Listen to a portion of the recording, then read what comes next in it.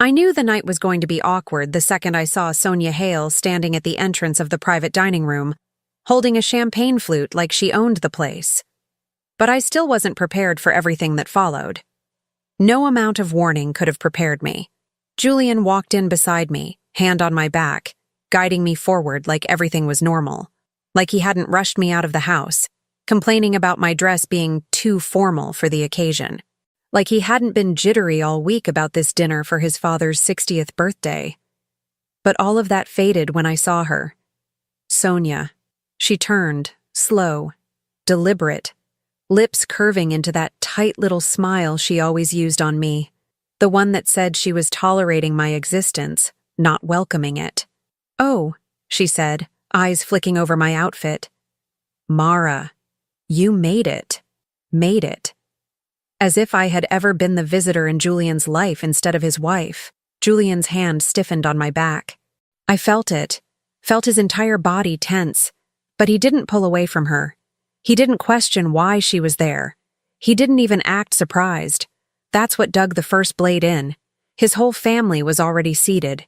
His parents, his cousins, his sister, and her husband, and then Mason, Julian's younger brother, who gave me a look the moment he saw Sonia. Not a greeting, not surprise. A silent warning. Mason knows something. But there was no time to think about it. We were ushered to our seats, and Sonia slid into the empty chair across from Julian like she belonged there. Conversation picked up again. Polite. Loud enough to hide tension if no one paid attention. But I paid attention. I always paid attention. "Remember when you used to hate restaurants with open kitchens?" Sonia asked, leaning toward Julian like she was sharing some private joke. Julian chuckled softly. "Yeah, I got over it." She touched his arm when she laughed, casual enough to look innocent, not casual enough to miss. I forced myself to pick up my glass of water. "You two haven't seen each other in a while, right?" I said, keeping my voice even. Sonia tilted her head, feigning confusion. "Oh, we grab lunch sometimes. Nothing dramatic." My chest tightened. Julian didn't look at me, didn't deny it, didn't correct her, and that was the second blade. The table went quieter. His mother's eyes darted to mine, worried. His father looked like he wanted the conversation to die. Mason, though, Mason watched Julian, and the look he gave him wasn't brotherly approval. "So, Mara," Sonia continued, smiling at me with fake sweetness. "How do you feel about Julian's promotion track? Must be weird, huh? Him gone so much?" "I manage," I said. "She does more than manage," Julian's mother whispered sharply. Sonia ignored her. "He used to say he never wanted that kind of lifestyle. But people change. Don't they, Jules?" Jules. I hadn't heard that nickname in years. Julian hated it. Yet he didn't flinch. He didn't correct her. He let her say it like they were still something. That was the third blade. By the time entrees came out, I could barely taste anything. My pulse kept picking up with every inside joke they shared, every time she referenced some memory I wasn't part of. Then came the moment. The one that shattered whatever illusion of stability I was still clinging to. Sonia leaned back in her chair and said loudly enough for the entire table to hear, "Honestly, Julian, I've always believed you settled down too quickly. You had so much potential before everything got serious. You could have explored the world, done more. I used to tell you that." My fork froze in midair. Julian laughed. "You always said that, yeah." My stomach dropped. Across the table, Mason closed his eyes and pressed his palm to his forehead like he couldn't believe what he was hearing. I put my fork down slowly. "What exactly are you implying, Sonia?" She widened her eyes. "Oh, nothing at all. Just history. You know how people talk." "No," I said. "People talk because they want to send a message." The table went silent again. Sonia smiled. "You're reading too much into it." "Am I?" I asked. "Because you haven't stopped bringing up your old relationship since we got here." Sonia shrugged. "Just reminiscing. That's allowed, isn't it?" That's when Julian looked at me, really looked at me, for the first time that night. And the expression he gave me wasn't empathy. It was irritation. "Mara," he said quietly, "don't start." I blinked slowly. "Start what?" "You're being dramatic." Dramatic. The word hit like a slap. I heard someone gasp. His mother said, "Julian," sharply. But he didn't stop. "She's not doing anything wrong," he added, glancing toward Sonia. "You're overreacting." Sonia pressed her lips together, trying to hide a proud smirk. I felt a heat rising in my chest. Not embarrassment, not jealousy, rage. I pushed my chair back and stood. "You told me you weren't speaking to her anymore." Julian scoffed. "Oh my God, can you not do this right now?" "This?" I said quietly. "You mean calling out disrespect in front of your family?" "You're embarrassing yourself." That did it. I looked around the table. His mother was near tears. His father looked mortified. His cousins stared down at their plates. And Mason's face was carved with something that looked like guilt and fury at the same time. He knew. He'd known. And Julian had just exposed everything without even realizing it. I took a deep breath, my voice low and steady. "You just told me everything I needed to know." Julian frowned. "What the hell is that supposed to mean?" "It means," I said, grabbing my purse and straightening my posture, "you can stay here and finish dinner with your friend. I'm done pretending." I didn't raise my voice. I didn't cause a scene. I walked out of that restaurant with every pair of eyes on me, the sound of my heels hitting the floor like a countdown. When I reached the hallway, I finally exhaled. Behind me, I heard someone rush out. It wasn't Julian. It was Mason. "Mara," he called. "Wait." I stopped but didn't turn. His voice dropped to a whisper, the words that confirmed everything. "You're not imagining it. He never cut things off with her." My heart didn't break. It hardened. That was the moment I vowed revenge. Not loud, not dramatic. Quiet, cold, surgical. The version of me Julian thought he could play with. She didn't walk out of that restaurant. The woman who did was someone he'd never met before. The ride home after the dinner felt like someone had turned down the volume on the entire world. I wasn't crying. I wasn't shaking. I was numb, but not the collapsing kind of numb, the calculating kind.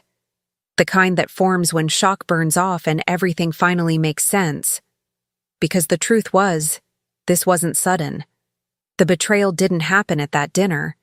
It only revealed itself there. Looking back, the signs had been sitting out in the open like unpaid bills.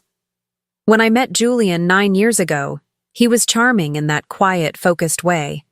He wasn't the loudest man in the room, but he always had a plan. I liked that about him. I liked that he wasn't careless. He worked hard, created stability, made promises he kept. At least he did back then. He had just changed industries when we met, trying to transition out of a dead-end job. I believed in him more than he believed in himself. I helped edit his resume, prepared him for interviews, even covered part of his MBA tuition when he came up short. I didn't think twice about it. I saw a future with him, so investing in him felt the same as investing in us. When our daughter was born, I put my career on the back burner for a year, then returned to work with a more flexible schedule so he could take the promotions that required longer hours. We moved states for one of those promotions. I handled everything: packing, finding a new daycare, making friends from scratch. He didn't thank me, but I didn't need him to. I thought we were a team. Then things shifted. At first it was small. He started staying late more often. He became forgetful, missing school events and arriving home after bedtime. He'd shower the second he walked through the door. He locked his phone. He started wearing cologne again, even on days he didn't go to the office. When I asked, he blamed stress, or claimed I was reading too much into things. I didn't push. I didn't want to be the paranoid wife. I wanted to trust the man I built a life with. But then came the real red flags. The ones I swallowed because swallowing was easier than starting a war. There were the mystery team lunches that never included women, except the day I saw Sonia's name pop up in his email notifications. He brushed it off as polite catching up. There were the vacations he didn't want to take, because traveling tired him. There were the moments he went distant during conversations, like he was somewhere else entirely. I kept reminding myself he was under pressure, that marriages have phases, that people get tired. But the one thing I never, not once, allowed myself to consider was that he might be entertaining someone from his past. Especially someone like Sonia. She wasn't a ghost I worried about. She was a chapter I thought he closed years before we married. And then Mason's words at the restaurant ripped the last blindfold off my face. "You're not imagining it." That sentence changed everything. Because now the stakes weren't just emotional. They were financial, legal, custodial, life-altering. I'd helped build Julian's success. I'd created stability in our home. I'd sacrificed time, energy, career growth. And now I had a daughter who depended on me, on my clarity, on my decisions, on my ability to protect her from whatever storm Julian was about to unleash by lying to all of us. Everything I had overlooked suddenly lined up like a map pointing in one direction. Julian had been slipping away long before that dinner, and now I had to decide what to do with the truth. No crying, no denial. The numbness was gone. All that was left was clarity. I didn't sleep the night after the dinner. Not out of heartbreak. Those emotions burned off hours earlier. What kept me awake was calculation, strategy. A clarity so sharp it felt like someone had switched on every light in a dark room I'd been stumbling through for years. By sunrise, I knew exactly what I needed to do. The first move was silence. Silence is power when someone expects chaos. Julian expected a fight. Tears, accusations, begging for the truth. He expected me to storm into the bedroom demanding explanations he'd twist into guilt. He expected emotional noise. Instead, I got up quietly at 6, made coffee, packed our daughter's school lunch, and got dressed for work like it was any other day. Julian stumbled into the kitchen around 7, eyes puffy, hair a mess, acting like the night before hadn't happened. "You left pretty suddenly," he muttered. "You embarrassed me," I said, calmly buttering toast. He wasn't ready for calm. Calm scared him. He blinked. "Can we not do this first thing in the morning?" "We won't do this at all," I said. "Not today." He opened his mouth to argue, but I grabbed my keys and walked out before he could. Silence. Power. The second move was information. Information is leverage. During my lunch break, I stepped outside, sat on a bench near my office building, and called the divorce lawyer my coworker had recommended months earlier when her sister left an unfaithful husband. I never thought I'd need the number. I saved it anyway. Back then, it was just insurance. Today, it was oxygen. "Do you have availability this week?" I asked. A pause. "If you're calling because of infidelity," the assistant said gently, "we can get you in tomorrow morning." I booked the appointment. Then I called my bank. Not in a panic, like someone reviewing a portfolio. "I'd like to freeze outgoing transfers from my joint checking," I said, temporarily. "Do you suspect unauthorized activity?" the woman asked. I stared at a passing bus. "Something like that?" She processed it immediately. One quiet click, and the flow of money Julian thought he controlled stopped dead. Next, I messaged my mother. "Can you pick up Lily today? I'll explain later. You said to avoid band names earlier. I'll change the daughter's name upon request for consistency, just keeping the flow here." She replied instantly, "Of course. Whatever you need. Support." Another piece on the board. That evening, before Julian got home, I opened our fireproof document box and removed exactly what I needed. Tax returns, account statements, the deed to our house, and the folder containing proof of my inheritance that legally belonged to me alone. I placed everything into a plain tote bag, zipped it, and slid it under my desk drawer.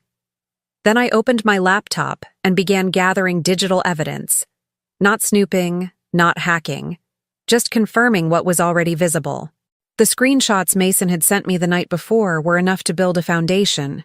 Texts between Julian and Sonia arranging catch-ups, messages where he complained about our marriage, photos from a lunch I never knew about. I saved the entire thread to an encrypted folder, not to hurt him, to protect myself. The third move came the next morning. Momentum. Momentum is how you outrun the narrative before the liar even realizes a race has started. At the lawyer's office, she reviewed the screenshots, the financial documents, my notes, everything. Her eyebrows tightened. "You've done the right thing," she said. "He's been preparing his exit emotionally. You're preparing yours legally." I felt no shame, no guilt, only steadiness. "When you leave," she continued, "leave with a plan. The first step is securing your assets. The second is documenting his instability. The third is letting him make the mistakes." She slid a packet toward me. "I'll handle the rest." Walking out of that building felt like walking into sunlight after years of dim hallways. The final move that day was subtle but devastating. I began packing. Not dramatically. Not with suitcases by the door. Just small things, important things. A few of my daughter's clothes, my personal documents, jewelry Julian never noticed, hard drives, sentimental items, quiet removals. When Julian came home that night, he sensed something he couldn't name. He lingered in the doorway watching me prep dinner, his eyes darting like he was trying to identify what changed. "You okay?" he asked. "I'm fine," I said. But he knew. He didn't know what he knew, but he felt it. The space between us widening, shifting, slipping out of his hands. And that was when the first spark of panic appeared in his eyes. I wasn't a wife waiting for answers anymore. I was already in motion. The first consequence showed up before I even walked through the door the next morning. Julian called me at 8:13 a.m., right as I was parking at work. Missed call. Then another. Then a text. "Is there something wrong with the checking account?" My card got declined. I stared at the notification, watching the dots pulse as he typed again. "Mara? Seriously? What did you do?" He'd never asked what I needed. Never asked if I was okay. But the second his comfort was interrupted, even slightly, his panic started foaming to the surface. I didn't respond. At 8:17 a.m., he called again. I slid my phone into my bag and walked into the office. Silence. Control. By noon, the consequences were spreading beyond our bank account. I got a message from the realtor handling our short-term rental property, the one we co-owned, but I managed. "Hi, Mara. Your husband called to ask why we reached out about a listing inquiry. Is everything all right?" I closed my eyes and exhaled. He wasn't confused. He was rattled. He had spent years believing he was the one steering the marriage, that if anyone left, anyone made changes, anyone started a war, it would be him. Suddenly, I wasn't where he expected me to be. That terrified him. By late afternoon, the consequences had shifted from financial to social. Julian's mother called me while I was wrapping up work. She never called during business hours unless it was serious. "Honey," she began softly, "your father-in-law hasn't stopped talking about what happened at dinner." I kept my voice steady. "I didn't want to escalate anything. He knows that," she said. "He said Julian crossed a line, and—" She hesitated, which wasn't like her. "And he's furious that Sonia was there. He didn't know she was invited." That landed heavier than I expected. Julian had gone behind his own father's back to bring Sonia into a family event. "He thought you deserved an apology," she continued. "But Julian's been telling everyone he doesn't understand why you're blowing things out of proportion." There it was, the PR spin. Step 1 of every guilty man's manual. Minimize her feelings so he doesn't have to face his actions. "But Mason," she added quietly, "he told us there's more going on. He didn't give details. But he said you're not wrong." My throat tightened. Not with sadness, with confirmation. Someone else saw it too. Someone he couldn't manipulate. I thanked her and hung up. When I got home that evening, Julian was already there. The moment I opened the door, he rose from the couch like he'd been waiting for hours. "What the hell is happening?" he demanded. I set my purse down. "You'll have to be more specific." "Don't do that," he snapped. "My accounts are locked. The property agent called. My mom won't stop pressuring me. And all day you've been ignoring me. My voice didn't rise. I'm not ignoring you. I'm choosing peace. Peace? He laughed a short, disbelieving breath. So, you're punishing me because you were embarrassed? I tilted my head slightly. Is that what you think this is about? He threw his hands up. I don't know. You won't talk to me. Then ask a real question, I said. Not the one that protects your ego. That shut him up for a second. He paced the living room like a man trying to outrun the walls closing in. I just want to fix this, he said finally. I almost laughed. Fix what exactly? The dinner? The humiliation? The secret lunches? The messages Mason had proof of? Julian didn't want to fix the marriage. He wanted to fix the fallout. I'm going to ask you one thing, I said. And I want the truth. He swallowed hard. Are you still in contact with Sonia? His jaw clenched. We're just friends. There it was, the last thread snapping. Friends don't talk about settling down too fast at family events, I said. Friends don't hide lunches. Friends don't send each other messages late at night. His eyes widened. Barely, but enough to notice. He knew I knew. He didn't know how much. Mara, he said shakily. You're twisting things. No, I cut in. I'm seeing things clearly for the first time in a long time. He stepped closer. We have a daughter. Don't throw everything away over a misunderstanding. Misunderstanding? I said quietly. You didn't defend our marriage. You defended your ex. He went silent. And then the worst consequence for him arrived. Not financial, not social, not familial. It was the realization that I wasn't begging. I wasn't breaking. I wasn't afraid. I was planning. And he felt it. He felt it in the way I spoke, the way I moved, the way I didn't give him the emotional chaos he needed to regain control. His voice cracked. What are you doing, Mara? I met his eyes. Starting over, I said. With or without you. His breath faltered. His face drained. The first consequences had hit, and we were only at the beginning. I didn't plan the second confrontation. It happened because Julian couldn't stand losing control for even 48 hours. He needed an audience. He needed witnesses. He needed to rewrite the narrative before I cemented it. Unfortunately for him, he picked the worst possible place to try. His niece's birthday cookout at his sister's house. 50 people in the backyard. Kids screaming, adults drinking, music playing, and more family members than I cared to see after the disaster at his father's dinner. I only went for my daughter's sake. She deserved normalcy. She deserved her cousins. Julian, though? He was already waiting for me in the yard like a man pacing outside a courtroom. The moment I walked in, conversations shifted. His sister gave me a concerned hug. His mother whispered, "Please just be civil," like I was the threat. Meanwhile, Julian hovered behind them like a shadow I couldn't shake. I kept my tone light. "Where's Lily?" "In the bouncy house," his sister said. "Go enjoy, okay?" I tried. I really did. But 10 minutes later, Julian blocked me near the drinks table, grabbing my elbow just firmly enough to make a point. "We need to talk," he said under his breath. "We're at a child's birthday party," I replied. "Move your hand." He dropped it, but stayed in my path. "You're making this way bigger than it needs to be." I gave him a blank stare. "You humiliated me at a public dinner." "I said you were being dramatic," he hissed. "That's hardly humiliation." Behind him, 3 of his cousins pretended not to listen. I stepped closer, lowering my voice. "You defended your ex. She wasn't doing anything wrong. Then why did you hide the messages?" His face drained. I didn't yell. I didn't accuse. I just asked the one question he couldn't perform his way around. "I didn't hide anything," he stammered. "You're twisting Julian." Just his name. He swallowed. "Do you want me to say it?"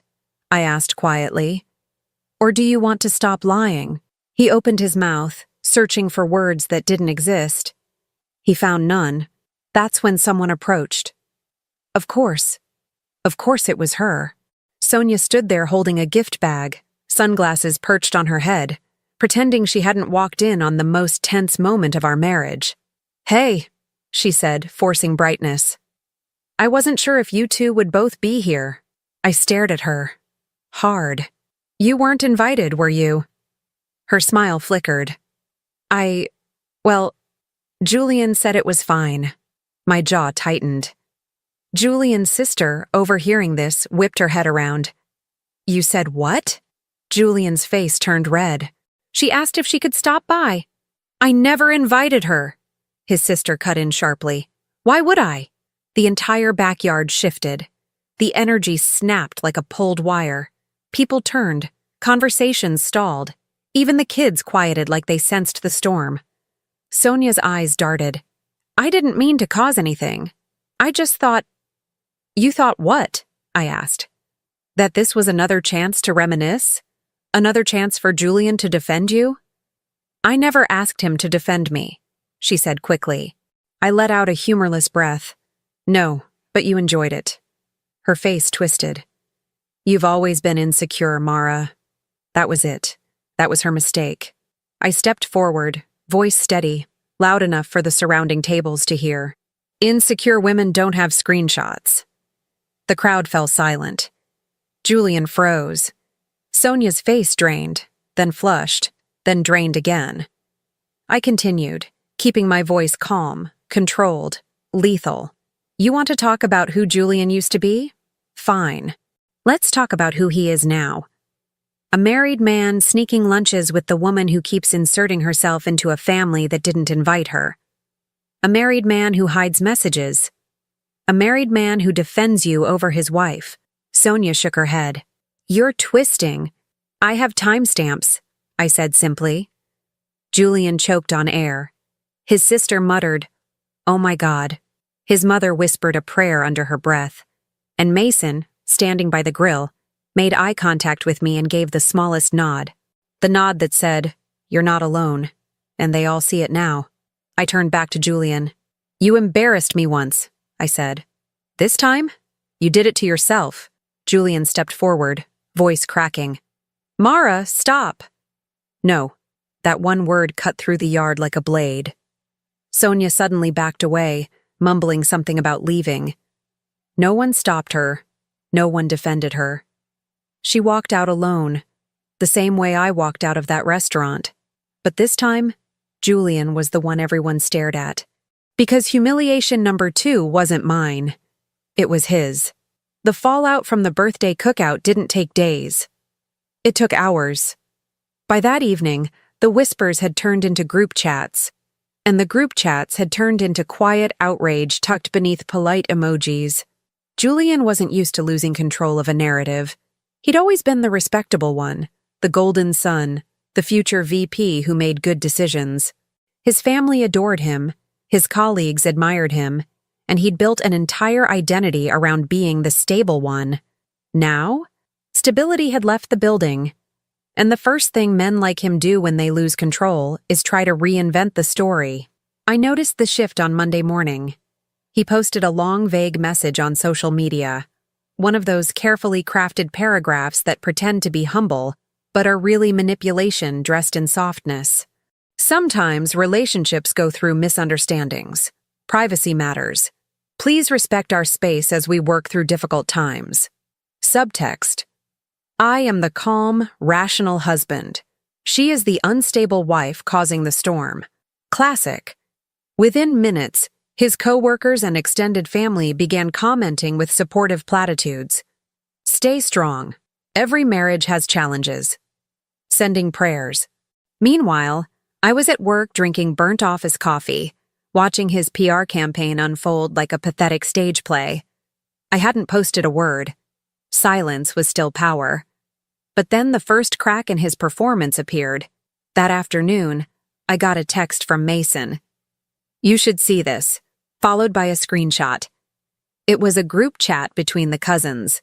Someone had written, "Why is he acting like this was a misunderstanding?" Then another cousin replied, "Mara didn't lie. Sonia admitted she'd been meeting him for months." Another, We saw those texts. Another, he humiliated her and now wants pity? No.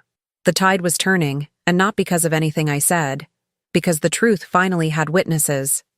That evening I learned that Julian had tried to get ahead of it at work too. He'd shown up early, confided in a few key coworkers, spinning the narrative that I'd misunderstood his lunch with Sonia, that he'd done nothing wrong, that I'd overreacted. But he made one fatal mistake. He forgot that people talk. By lunch hour, 2 of his colleagues followed me on social media, quietly, privately, then messaged me the same sentence. "We believe you." I hadn't even shared my side. The PR war didn't fully ignite until the next morning when the first receipt dropped. Not from me. From someone I least expected, Julian's sister. She posted a soft, indirect but obvious message on her story. Defending the wrong person publicly is a choice. So is letting the right person walk away. Screenshot. Shared. Subtweeted. Spread like wildfire within their family circle.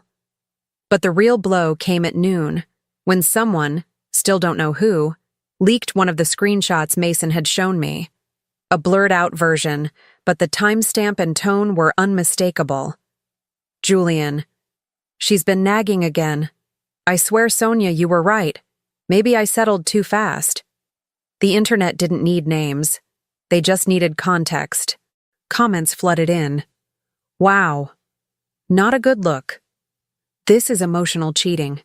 He's defending his ex and talking like this? Poor Mara." Julian tried damage control immediately. He posted a new message. "That screenshot is taken out of context. People shouldn't spread private conversations." That only made it worse, because if it were innocent, context wouldn't matter. Sonia, meanwhile, vanished, deleted her recent posts, closed comments, went private within an hour. And that's when the hashtag appeared.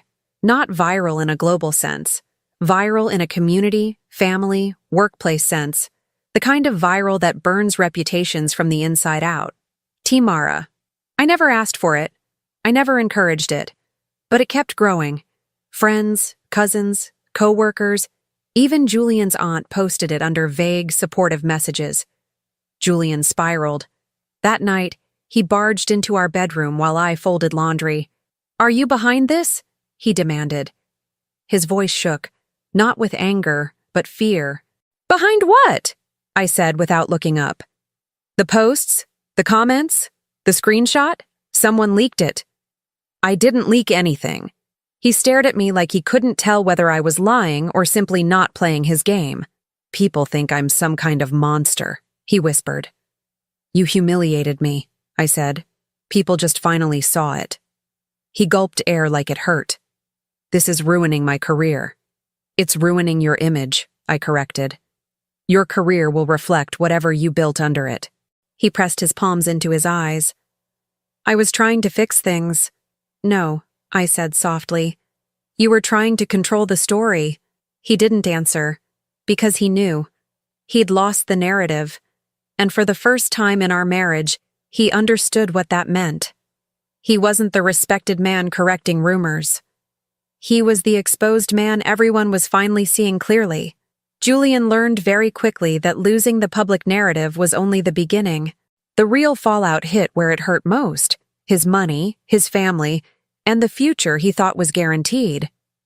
Up until now, he believed everything could still be salvaged with a good apology and a few rewrites of the truth. But once the legal process started, the fantasy ended. The morning after his meltdown, my lawyer filed for a temporary freeze on additional joint assets and submitted our petition for separation. She moved quickly, clean, strategic, and quiet. By the time Julian woke up, the paperwork was already on its way to his email and his HR inbox. He stormed into the kitchen holding his phone like it was burning his hand. "What is this?" he demanded, shoving the screen toward me. "A petition," I said. "You can't do this without talking to me first." "I did talk to you," I replied calmly. "You just didn't listen." He slammed the phone onto the counter. "This could affect my job. That's between you and the decisions you made." "You're being vindictive," he spat. "No," I said, pouring coffee with a steady hand. I'm being responsible. He was shaking now, pacing in tight circles. Mara, please, we can fix this. We can go to counseling. We can— You humiliated me in public. You lied. You hid things. I won't raise our daughter in that environment. I never cheated. You emotionally did, I said, and you know it. He stopped pacing. His jaw trembled. Silence, real silence, hit him for the first time.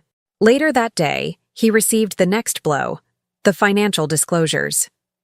My lawyer had compiled everything: joint accounts, marital assets, his income projections, the rental property, my inheritance documentation, and the evidence of his emotional infidelity. She also included a list of my contributions, covering part of his MBA, moving states twice, child care responsibilities, household management, and the years I sacrificed career growth to stabilize our family. When he realized how thorough it was, the color drained from his face. You're trying to take everything, he whispered. No, I said. I'm taking what's mine, what I built, what I protected. You're keeping what you earned, he swallowed. I didn't expect this from you. That was the saddest part. He really hadn't. He thought I would always protect him, always smooth things over, always swallow the disrespect. He had never actually seen me angry. He'd only ever seen me patient. Then came the family fallout. His father called first. Mara, I need to speak with you privately, he said. This situation, it's unacceptable. I braced myself for judgment. Instead, I got the opposite. I talked to Julian, he continued, voice heavy. He lied to me, about Sonia, about everything. I didn't answer. I didn't need to. I'm ashamed, he said. And I want you to know, you have my full support, whatever you need. When I hung up, my hands shook. Not from fear, but from the weight of finally being believed by the one man Julian had always tried to impress the most. Julian's mother reached out next. She cried, apologizing for not stepping in at the dinner sooner. She begged me not to disappear from the family entirely.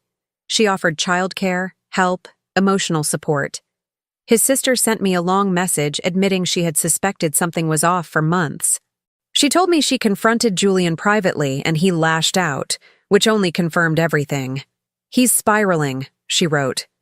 But that's not your burden anymore. Mason kept things simple. You're doing the right thing. He put you here. It was the cleanest validation I'd ever received. Julian, meanwhile, wasn't handling the family divide well. That evening, he confronted me again, this time shaking with anger instead of fear. My own family is turning on me because of you, he said. You're poisoning them. No, I said. They're just finally seeing who you really are. He slammed a cupboard door so hard it rattled the dishes. This isn't fair. You're ruining my reputation. You ruined your reputation, I corrected. I just stopped covering for you. That shut him up. The legal hits kept coming. His HR department called him in to address the leaked screenshots. Even though they weren't leaked by me, and even though they didn't explicitly name Sonia, the implication of unprofessional conduct with a former contractor was enough to trigger an investigation. He wasn't fired, but he was placed under review and stripped of a project he'd been leading for months. He came home that night looking hollow, shoulders slumped like he'd been walking in the rain. This is too far, he murmured. You're destroying my career. My lawyer hasn't touched your career, I said. Your choices did. I need you to stop, he whispered. I need you to grow up, I replied. He looked at me like he'd never seen me before. The final blow came a week later, the financial ruling. Temporary asset control shifted to me. Access to joint funds remained restricted. Child custody arrangements favored me based on stability and documentation. He was ordered to contribute to interim support until full settlement.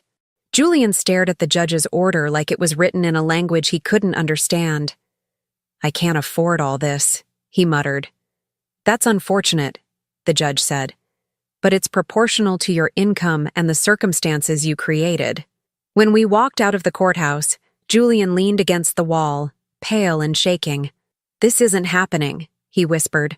"It is," I said, "and we're just getting started." Because this wasn't revenge. This was accountability.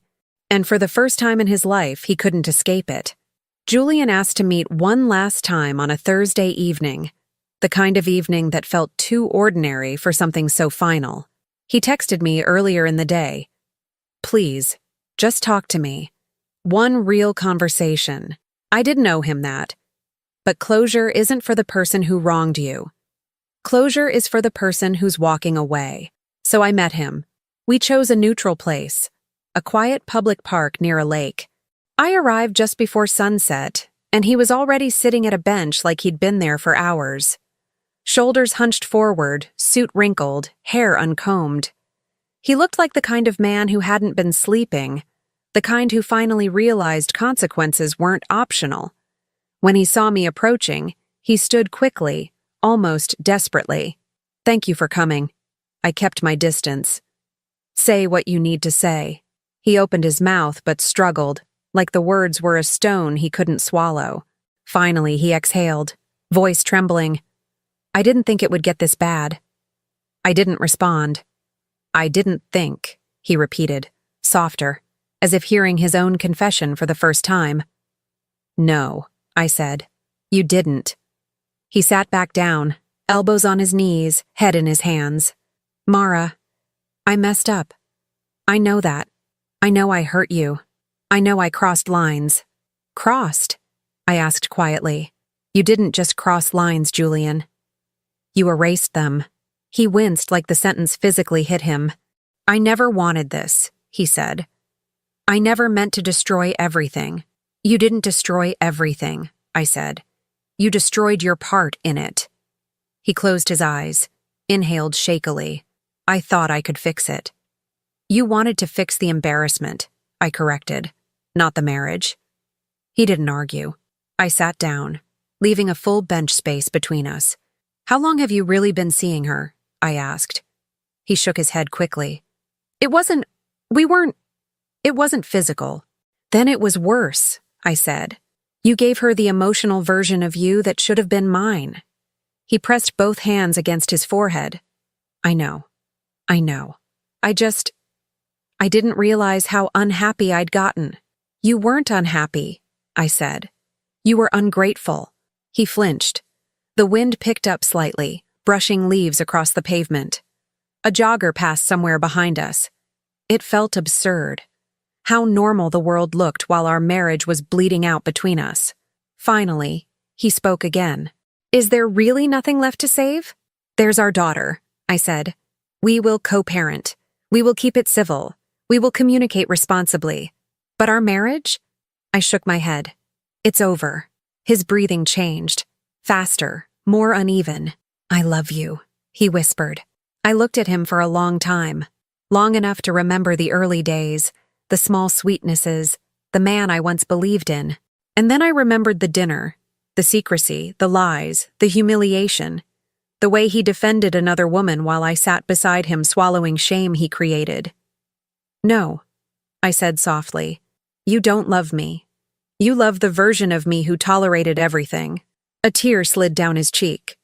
The first I'd seen in years. "I'm begging you," he said. "Don't do this. Not like this. Not permanently." "You didn't beg for our marriage when you had it," I said. "You didn't fight for us when it counted. Now you're just fighting the consequences." He let out a hoarse, broken breath. "I hate myself for what I did." "Good," I said. "Maybe that means you'll learn something." He dropped his head into his hands. For a moment, he looked so small, I wondered how I ever saw him as unshakable. "Mara," he whispered. "Tell me what I can do." I stood. "That's the problem," I said. "There's nothing left for you to do." He stood too, instinctively reaching out before stopping halfway. "Please just say you'll think about it." "I already did," I said. "For years." He swallowed hard. "I don't want to lose you." "You already did," I said. He stepped back like the words hit harder than any yell or slap ever could. His face crumpled. Not dramatic, Not performative, but real. Devastated. "Can't we start over?" he choked out. "We can," I said. "Just not together." He stared at me, eyes reddening. "I don't understand. After everything, after all this time, how can you walk away so easily?" "Easily?" I repeated. "You have no idea how hard this is.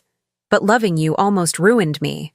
Leaving you is saving me." He was silent, completely still, the realization finally settling deep inside him. I turned to go. "Mara," he said, voice breaking. "Please." I looked back one last time. "That woman you defended at dinner?" I said. "She can comfort you now." His face went blank, hollow, crushed. It was done.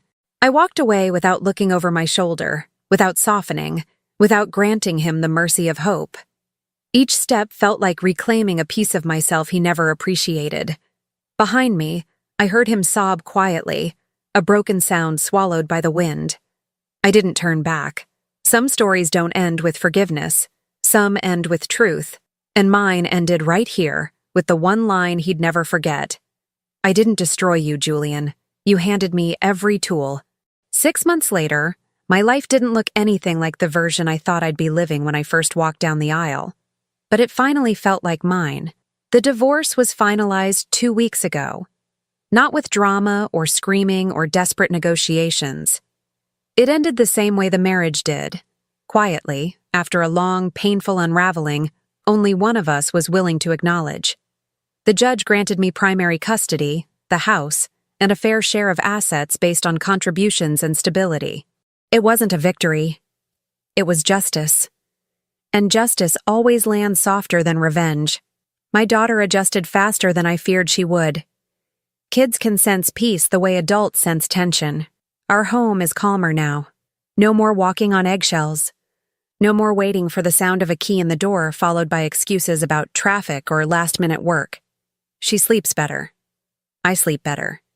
We're building new routines, small ones, but ours. I've started taking on more projects at work, ones I'd avoided because I was always the one picking up the slack at home. My boss noticed. She promoted me last month. I didn't realize how quiet my ambitions had become until they had space to breathe again. The rental property sold. My savings grew. My lawyer told me I made every move at exactly the right time, and for the first time, I believed her. I stopped seeing myself as the woman who got blindsided. I started seeing myself as the woman who rebuilt from it.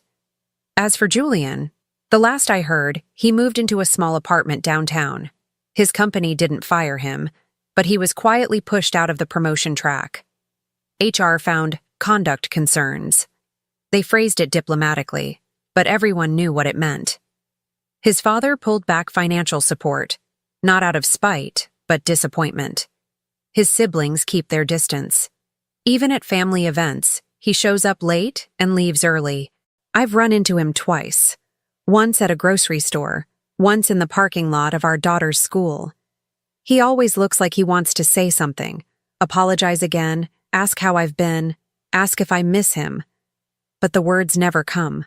Maybe he finally understands that some doors once closed aren't meant to reopen. Sonia vanished from the narrative altogether. Apparently she moved to another city for a fresh start. I don't think about her. She was a symptom, not the cause. The real transformation wasn't losing a husband.